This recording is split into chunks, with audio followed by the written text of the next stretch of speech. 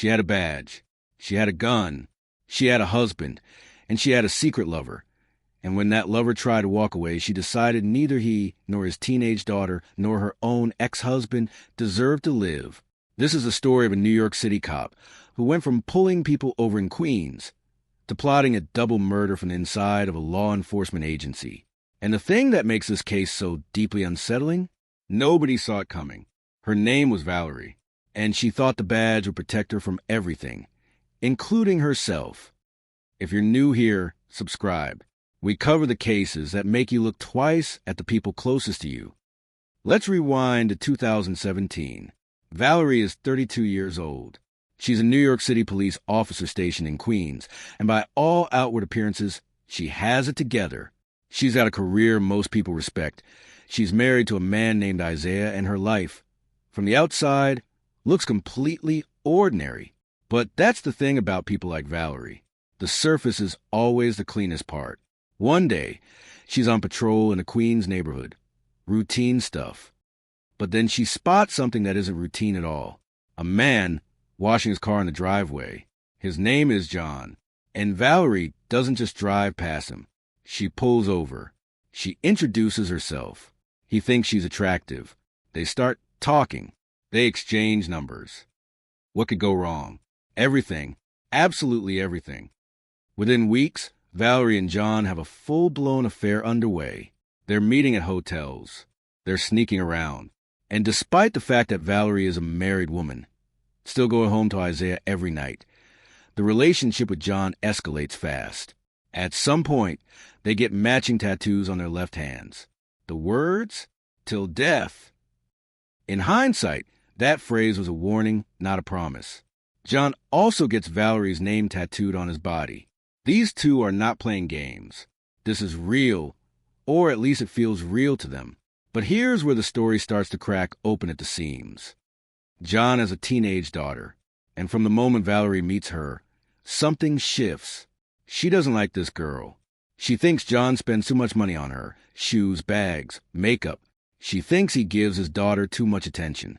Attention that Valerie believes should belong entirely to her. Jealousy of a teenage girl.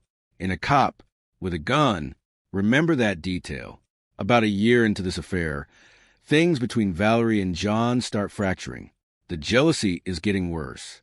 One afternoon, they're hanging out together, and John gets a text. Simple enough, right? Except Valerie knows it's from his daughter, and he tries to brush it off. Says it was just an email. Bad move, John. Valerie pulls out her service weapon, points it directly at him, and says, "And I want you to really hear this. If you ever lie to me again, I'll blow your head off." She's a police officer. That gun is real. That threat is real. John, understandably terrified, goes to the police department and reports her. And to their credit, they act. They pull her off street patrol and put her on modified duty, monitoring security cameras.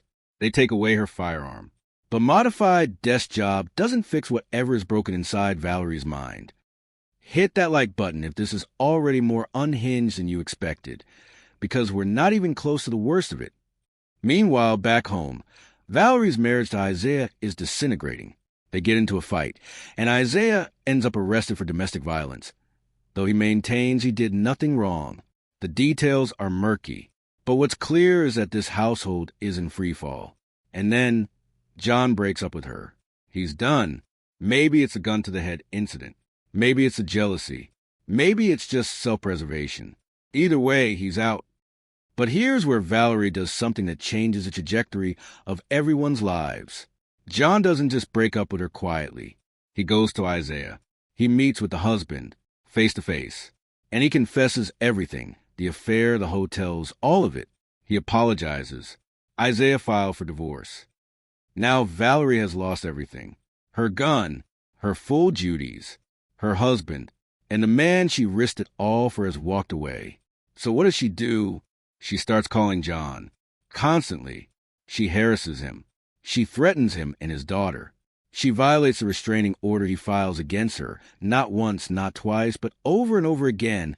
Each time she's caught, each time John calls the police, the situation escalates. And then John does something that shocks everyone, including himself. He goes to court to testify against her. He stands up there and lies. He tells the judge Valerie never actually violated the order. He says he made it up. She walks free, and then they get back together. John and Valerie, back together. After everything. If you've ever known someone caught in a cycle like this, you understand how it happens. It doesn't make it any less dangerous. If anything, it makes it more so.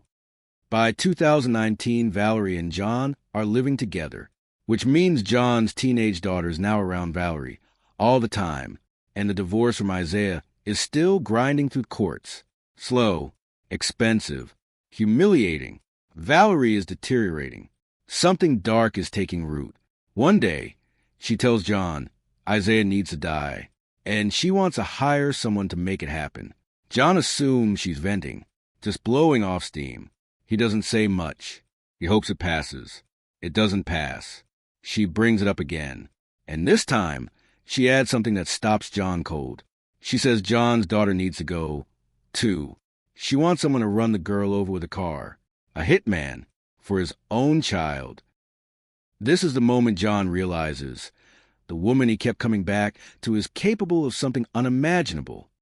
Stay with me, because what John does next is a reason anyone is still alive to tell this story. John doesn't run. He doesn't confront her. He plays it perfectly. He acts like he's on board with the plan, tells her he'll find someone, and then, the moment she leaves her work, he walks into an FBI field office and tells him everything. The FBI doesn't arrest Valerie on the spot. Instead, they do something smarter.